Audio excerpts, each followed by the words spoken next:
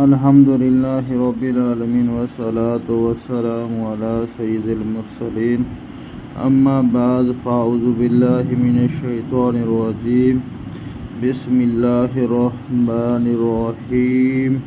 حضرت عبداللہ فرماتے ہیں کہ میں نے حمص میں تھا تو کچھ لوگوں نے کہا کہ ہمیں قرآن مجید پڑھ کر سنائیں۔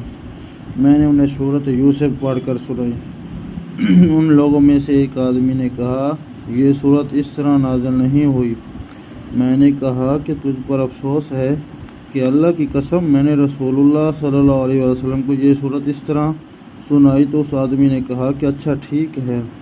حضرت عبداللہ فرماتے ہیں کہ جب میں اس سے بات کر رہا تھا تو میں نے اس کے منہ سے شراب کی بدبو محسوس کی، تو میں نے کہا تو شراب پیتا ہے اور اللہ کی کتاب کو جھٹلاتا ہے، میں تو اسے یہاں نہیں جانے دوں گا یہاں تک کہ میں تجھے کوڑے لگاؤں۔